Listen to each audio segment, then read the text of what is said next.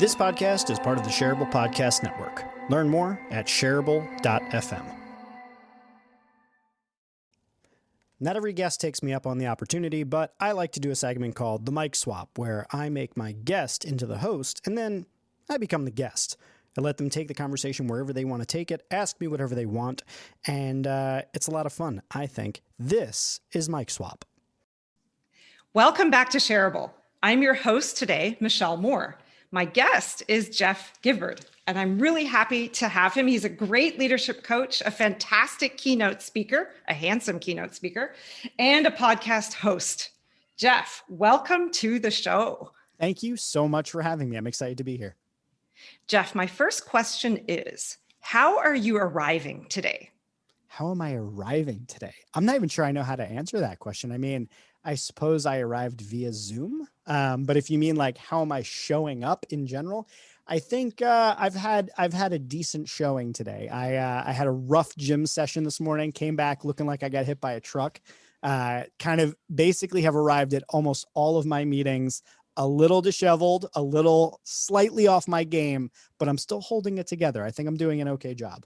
I hope that answered the question. Was that the You nailed it. Awesome. You nailed it. Thank you. So we've had a conversation about productivity and effectiveness before. Mm-hmm. And so I noticed that you are a productivity expert, especially using the tool Asana, and you help people with productivity. But I'm very curious about your view on productivity, what it means to you, and maybe can I convince you to shift from using the word productivity to using the word effectiveness? It's almost a guarantee that you can convince me to change that. I will say my only pushback on changing the usage of the word is that you sometimes have to use the word that people know rather than the word that's most effective. So I was in social media for a very long time, and I was like, I'm talking about social business, which is part the usage of social media for business applications, but also social enterprises that are out to make the world a better place and not just for profit. So, but people weren't searching for that. So nobody would look for me for that. Nobody introduced me that way. So it didn't matter. So I agree with you. I don't know if I'll actually be able to change it in my marketing entirely, but I appreciate and will probably use effectiveness. Now, the original question you had asked me was my view on productivity. And I think the key distinction for me and how I think about productivity is I think of productivity as a personal, it's something personal, not organizational. So productivity is largely a tool of the organization to extract more work product from their labor. And I tend not to think of productivity in that way. For me, productivity has been a personal mission to accomplish more of the things that are important in my life. So embedded for me in productivity is an unspoken aspect of producing and working on what is important. So there's an element of priority in there, not just quantity. And the reason why I do this and the reason why I'm involved in it is because I think if you have the belief as I do that you get one shot at life and you have something that you want to accomplish, you need every tool at your disposal to allow you to get closer to accomplishing that result. So for me, productivity is just simply a set of tools that allow you to accomplish your life's work more effectively and with a higher degree of probability that you'll actually get there. I love that answer. And you also, in your answer, in your own definition of productivity, you also use the definition of effectiveness. Yeah. And you brought in purpose and social impact and all of it. So very holistic approach. I have huge respect for that. It makes me ask the question too about the word love.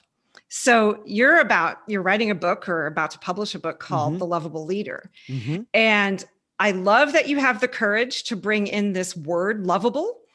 And I'm wondering, how did that arise? The title of the book, the idea, and in particular, this use of the word lovable. Oh God. And how are you defining lovable? Yeah. Yeah. Oh, there's so much here, right? So I just recently completed a book by Brené Brown called The Power of Vulnerability. And in it, one of the many great things in the book is she defines love. She defines a number of different things about love, because one of the things she does is she tends to define things.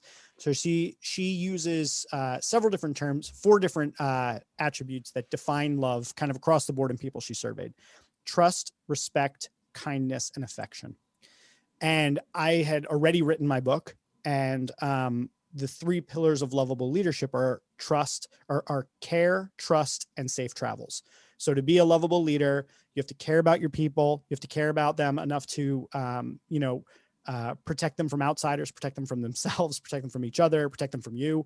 And you have to build trust. There has to be bonds of trust that really, really, are between you and them and between each other. And then you also have to set a destination and ensure that they get there safely. That's the leadership part, is the destination and the safety getting them there. Right. So we were already speaking similar language, me and Dr. Brown.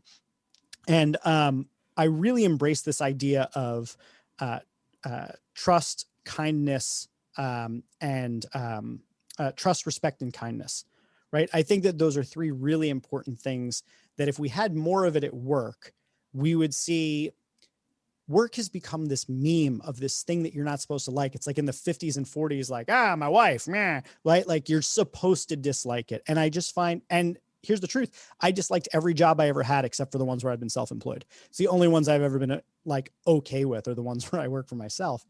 And I think part of that is just we have such a toxic work culture. And I think what we really need is more love, because our primary focus is on revenue generation right now across the board in business. It's like all that really matters is to make more money, make more stuff, do more. But if we brought love into the picture, if we brought the idea that we have to care for one another, we have to care for our environment, we have to care to create workplaces that are inclusive for everyone. Like we need to literally create workplaces where it's not just about a few people winning, but about everybody winning.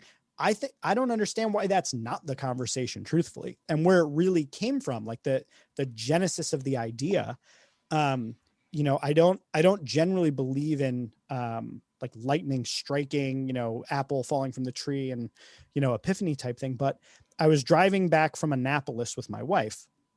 We had just gone and had a weekend with friends. We were driving back, and she had just moved into a role where she was managing people. It was her first role where she was managing people. And I had had many years where I had managed people. So she was asking me a number of questions. She had all these situations that were coming up. She had people who were, insubordinate in one way or another. And I even hate the word insubordinate because I don't like subordinate, but had people who were difficult, right? Had people who would say inappropriate things at work, who wouldn't do their work, all of these different things. So I was just trying to tell her, like, here's how I would approach that conversation. And every conversation I would talk to her about was like, I would give her an example. Here's how I would phrase it. And it was always non-judgmental to the other person. It was giving them the benefit of the doubt. It was trying to encourage them to take the actions that were valuable and important to the team, not because you wanted them to, but because if you're going to be here, we want you to be able to find value in your work and to find, purpose in the stuff that you're doing, and try to connect their bigger purpose to the work that they're doing. Right. And it was just all of these things that were kind of huggy feely in a certain way, like not stuff that leaders often think of. And she was like, "Oh, darling, you're just so lovable." Cause my wife's a Disney princess. I was like, that's it, the lovable leader. And it just kind of like struck me. And we spent from maybe like Baltimore or like, I don't know, like somewhere like Delaware, outlining the book.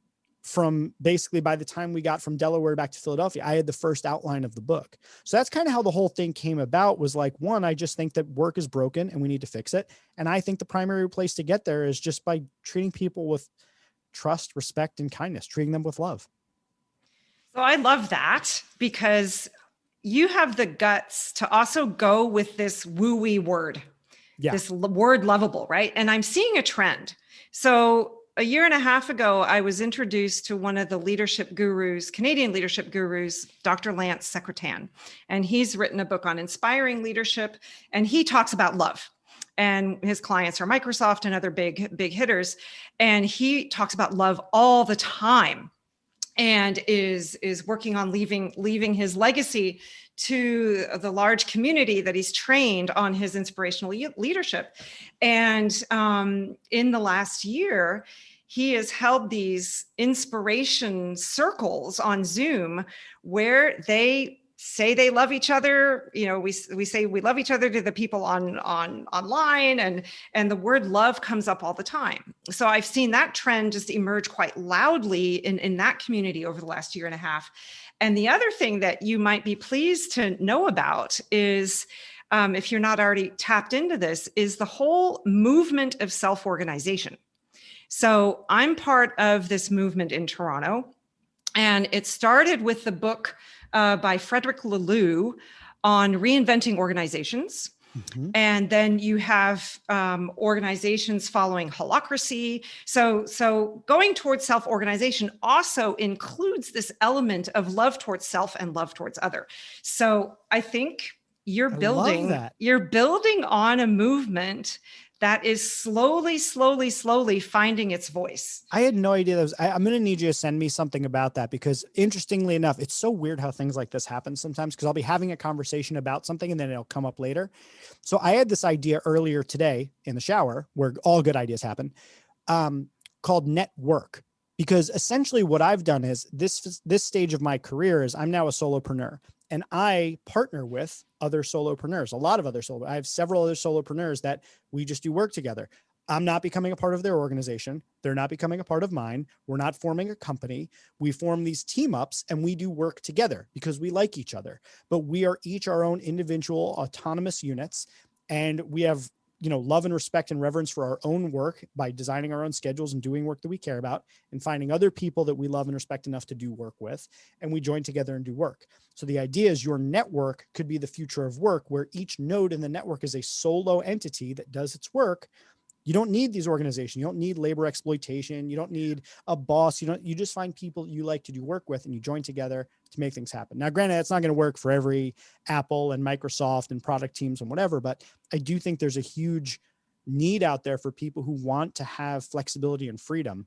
And I think there's only a few hurdles for it.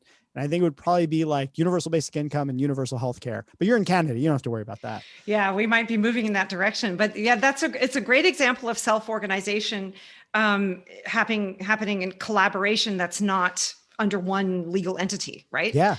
And I have about 5 books that I will send you to get started on that. And you'll be able to tap into virtual communities as well. And it may resonate with the other people in your network. I'm all about disrupting that status quo and taking things to a new level. Yeah. So the other thing that I was really in awe of, I have to say, is that you have this warning on your website about working with you. And I thought, how did you get the guts to do that? And it just made me think, this is great. I'm so glad I read this warning, because it means I'm also aligned. and I don't have to worry that we're not aligned. Yeah.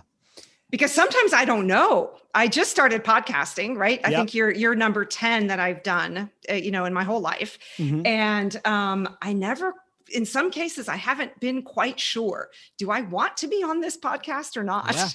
Yeah. So I've had those experiences. How long have you had that on there? And maybe describe for the audience. Yeah. What it is. What is your warning about working with you? Yeah. So I'm so glad you brought this up. I have not talked about this much, but so first let me give a shout out to where this came from. So there's a gentleman, I'm sorry, let me start over. There's a person that I know, I forget their pronouns, so I don't want to misgender them. But I absolutely adore them. We're connected on Facebook, and it's Chris Farias, and they own a design company called Unicorn Rebellion. They're out of Canada. I forget exactly where.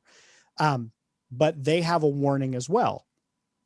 And their warning is similar to this. It's like very like, we are pro and we are like, this is who we are. And I was like, that is the most amazing thing I've ever seen.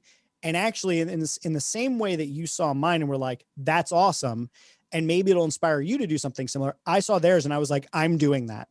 And partly the reason I did it, and I'm going to explain it to those listening if you've never seen it, and if you want to read it, it's on my website at jeffgibbard.com. But it's a warning for those who are considering working with me. And I put this in all of my proposals, by the way. This goes in every proposal before the price and all of that stuff, or maybe it's right after the price, but it's like in the proposal.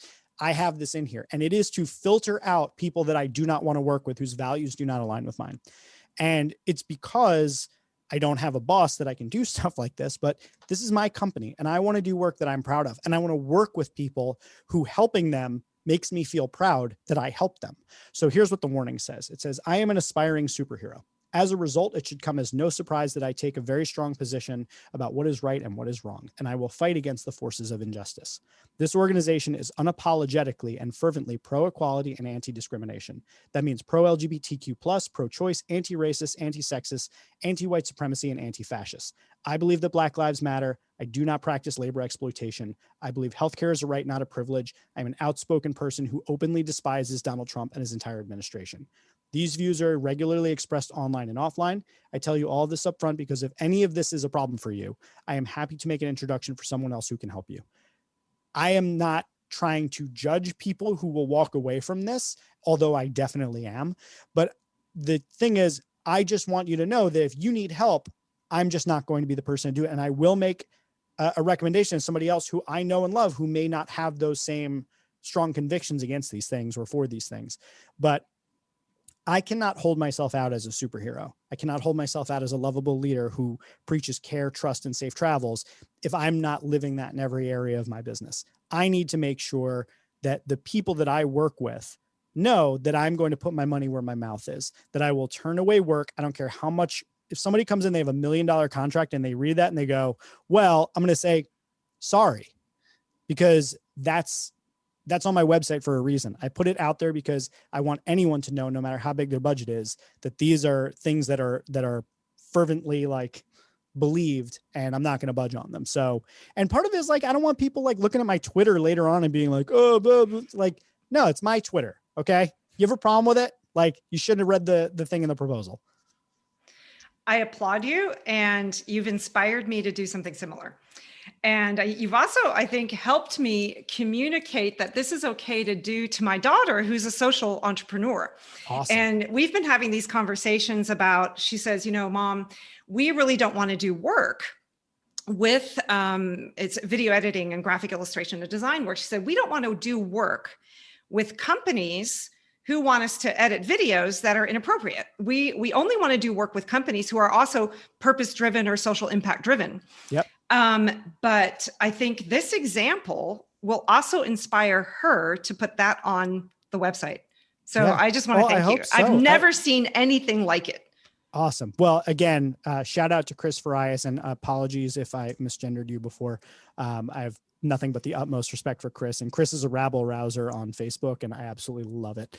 But when I saw the Unicorn Rebellion's warning, I was like, yep, doing it. Gave me permission. I was like, I've never seen, had I thought of it, I would have done it first, but I hadn't even thought of it. I hadn't even thought, oh, you can do that. And, you know, in this phase of my career, I was really committed to, I'm going to do whatever the hell I want, and I'm going to live and die with those consequences. If this pushes away every bit of business and I starve because of it, so be it. That's what it is.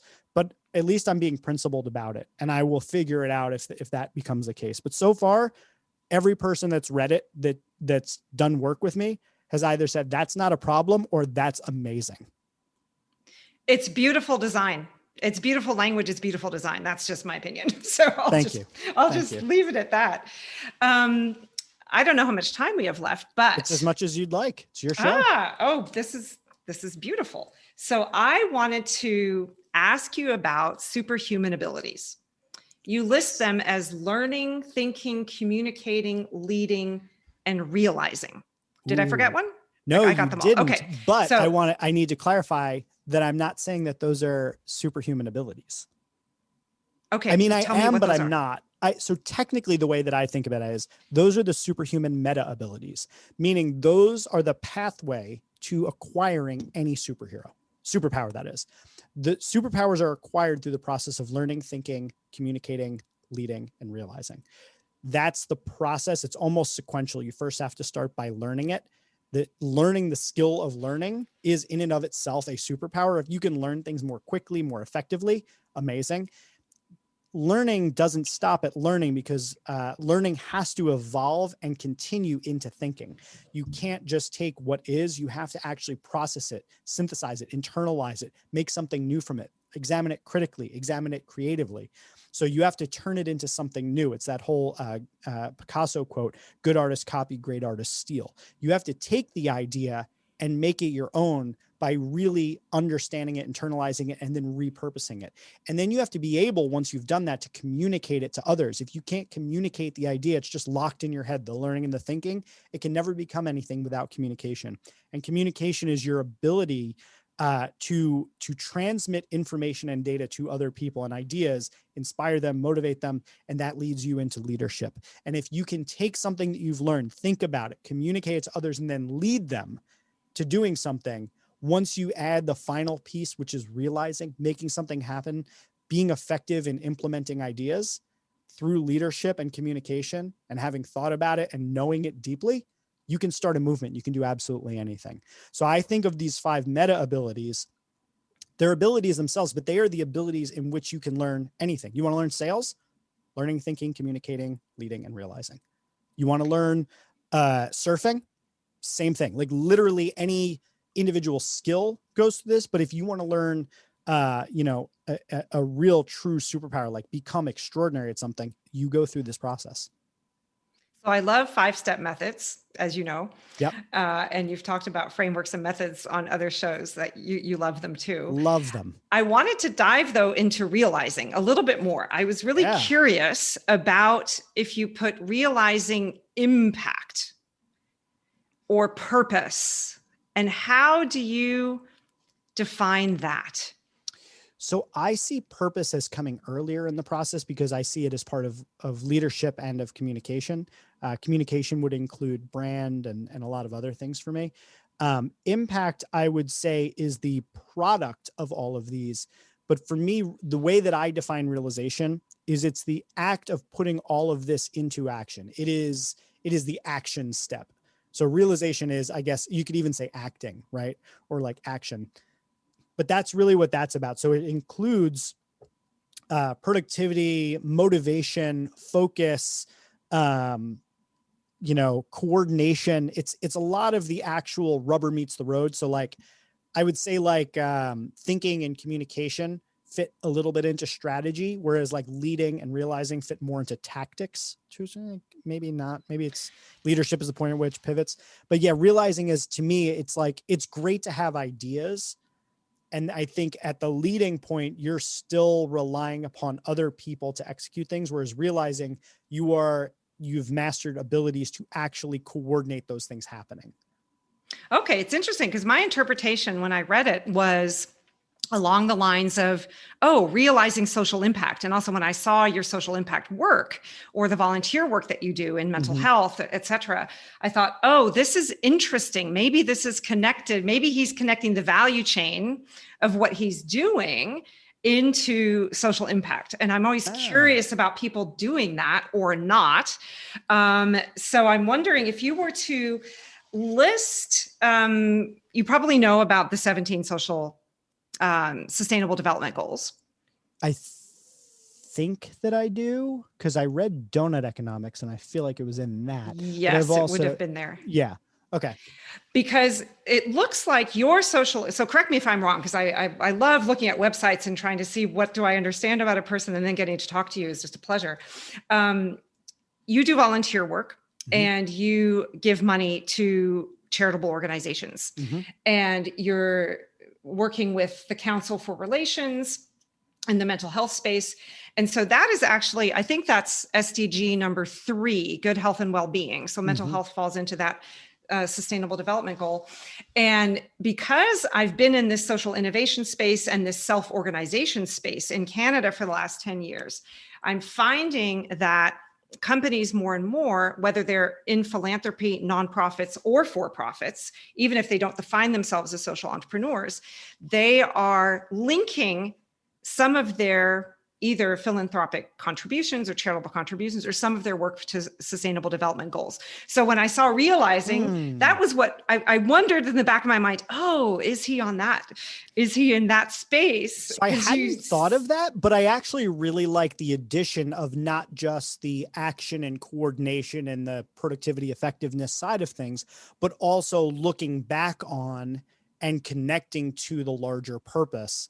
I do really like that. I don't know if you saw the part with the superhuman framework about the superhero code, but that's about taking those meta abilities and directing them towards kind of like the right direction, basically, like towards heroism, not villainy. But I do like that as an addition to the concept of realizing. So I'm gonna chew on that. I think you've given me something to really think about there. Yeah, it's just my own interpretation. It's sort of my own, like, projecting what I thought it could be. That's great. Look, I am wide open on, like, so I put things out into the world, and I am not particularly my clutches are not like tightly gripped on them. I bring ideas out there and I want to discuss them, because my ultimate goal is not that I'm right about something. My ultimate goal is that I help make an impact on something. I help change something for the better. And if I'm wrong along the way towards that, so be it. Or if I forget something along the way, so be it. Everything that I've learned in the last like 3 or 4 years about like race and gender and inclusiveness and all of that is like stuff that I did not know before that. And you know, I have to live with the fact that I did not know those things. And now I'm better equipped. And right now there's hundreds of thousands of things about even that topic or others that I think I know about that I don't know about. So I have to be okay with that. So when somebody sees something that I've put out in the world and says, hey, this is how that struck me, and causes me to think about it, that's amazing. You've just helped me improve it. My superhero code, I had a friend of mine look through it to make sure that the language in it was one that was not just like, hey, this is for white dudes. And he helped immensely change the perspective on how each of the codes, each of the elements of the code were written, so that it was actually something that came from a more open position. Very cool. Oh, thank you. I really appreciate you offering that. I'm going to chew on that for sure. Yeah, it was just a curiosity. So cool. So in reflecting, so if we pause, I'll allow you to pause for a moment, just taking a pause, taking a breath, and reflecting on this conversation. What comes up as a summary statement, conclusion for this show? I have two. Can I give you two? Sure. Okay. I would say the first one would probably be that it's really nice to talk with people who are working towards similar goals and ambitions, who have similar values, who are aligned in the way that they see the world. That sort of thing is just always really nice, because I think that especially if you're out trying to do important work or work that you think is important, it can often feel very lonely if you don't connect with other people who are out trying to do same sort of thing, right? So I would say one, felt very validated, very seen, very connected. It was really nice from that standpoint. So I would say that's the first one. Cool. And I would say if I had a second one, I would probably say shareable. Wait, don't leave. If you've never listened to my fancy outro, do it just once for me, please. Okay, if you enjoy Shareable and you find it valuable, there's a few ways that you can support the show. One, you can share it on social media, which I strongly encourage. I mean, it's literally the name of the show, Shareable. Two, you can review it on iTunes, Stitcher, or wherever you get your podcasts. And if you're an Overcast user, as many of my listeners are, make sure to click that star button on the episodes that you like. The third way that you could support the show is by blogging about it or discussing it on your own podcast, or even by making a YouTube video where you talk about one of the episodes. And then the final way that you can support the show is by supporting it directly on Patreon. You can find the link in the show notes. Now, before I let you go, I want to tell you about one other thing. You see, Shareable is just one of many projects that I'm working on at any given time. I've got another podcast called Rogue. I do a live streaming show every week called The Heroic Council. I've got a blog where I release a blog post twice a week. And if you're looking to keep up with all sorts of different content that can help you grow and become a superhero in life, I want you to check out jeffgibbard.me. That's where I list all of my current projects and projects that are coming up in the future, including my forthcoming book, The Lovable Leader. It would mean a lot to me if you could go and check out some of the other things I've worked on, because I put just as much of my heart into those projects as I do into Shareable. Thank you so much for being a listener. Thank you for being a supporter, and I hope to see you here on the next episode of Shareable.